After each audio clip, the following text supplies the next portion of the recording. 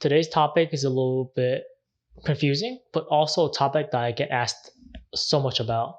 And it's the idea of tax risk. But people don't ask about this topic in the way that I imagine they would. They frame it a little bit differently. And usually the problem that they come across is, should I invest in a traditional or Roth account? Really, when we look at this, it's really about tax risk and weighing the trade-offs between these two types of accounts. For the most part, when it comes to taxes, we're all paying our taxes. Most of us are thinking about retirement and traditional and Roth accounts where that comes into play. Everyone loves to ask this question because it does apply if you have a 401k or if you have an IRA, which you can start yourself. Depending on which one you go with, traditional or Roth, they can have major impacts on how much money you have for retirement. Because even though you have money saved up for retirement, you have to remember, you still have to pay taxes on that amount of money. Now, I'm going to give you high-level summaries between these two and talk about how I approach these two things and how they relate to tax risk. But it's in your best interest to check out IRS.gov and just see the most up-to-date information related to traditional or Roth 401ks and IRAs. Because keep in mind, these two types of accounts do change each year. When it comes to taxes, the main difference between a Roth and traditional account is when you are taxed. Now let me say that again, it's when you are taxed. In other words, you will always be taxed. You can't escape taxes. Some people always ask, hey Alan, how can I dodge my taxes? First of all, that's illegal, so don't do that. But if you really wanted to reduce the amount of taxes illegally, these accounts are a great way to do so, especially when you're thinking about saving for retirement.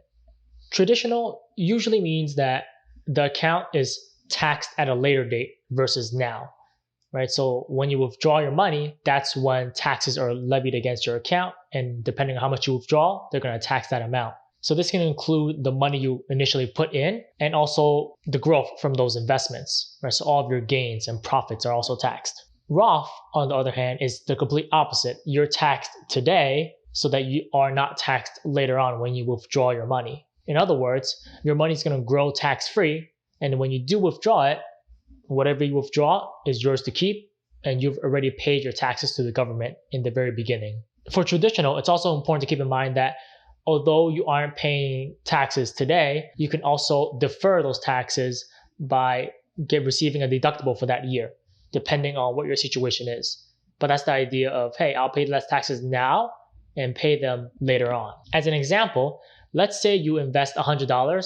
Some amount of time, when you retire, it grows to be $5,000. If you had a traditional account, that $5,000 would be taxed based on your income bracket. If you had $5,000 in a traditional account, that entire $5,000 is taxed.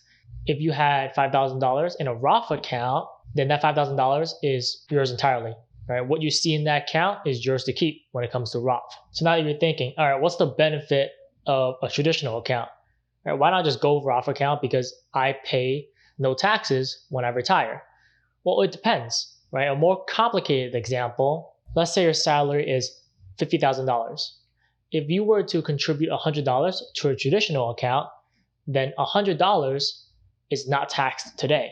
In other words, only $49,900 is taxed today. If you were to contribute $100 to a Roth account, then your entire $50,000 salary is taxed today. It's all a matter of when you prefer to be taxed. In both cases, keep in mind that you do save on taxes by opting in to have a traditional or Roth account. So which one's better? It depends. What is your financial situation and what are your financial goals? It all comes down to those two things, and I'm going to explain why I do XYZ for my personal situation. If you believe that you will be in a higher tax bracket than today, when you retire, then maybe it's worth getting a Roth account because you want to pay more taxes up front because you'll be in a lower tax bracket today than in retirement when you pay no taxes on the Roth account. Now, the reverse is true. If you believe that you will be in a lower tax bracket when you retire than today, then maybe you want to defer paying taxes until later on when you are in a lower tax bracket. Because all in all, that means you'll pay less taxes in retirement than you would have today. So all it comes down to is where you believe you will be in a tax bracket going forward. For many people, they're going to be in a lower tax bracket when they retire, so a traditional account makes the most sense for them because most people tend to not have a salary when they retire. In other words, they're going to be making less income, and when you make less income, you generally tend to fall in a lower tax bracket. Now here comes the tricky part, right? If that was true, why doesn't everyone just pick a traditional account? Why bother going with a Roth account where you pay taxes up front versus paying them later on? That's where tax risk comes into play, because we don't know what tax rates will be like in the future. Right now, all we can say is tax rates for individuals are at an all-time low for the most part, historically speaking. When we look at decades ago, we'll see that tax rates were much higher and they've trended lower. Does that mean they'll stay low forever? Hard to say. Government policies can change and they can significantly increase depending on where the US government is headed.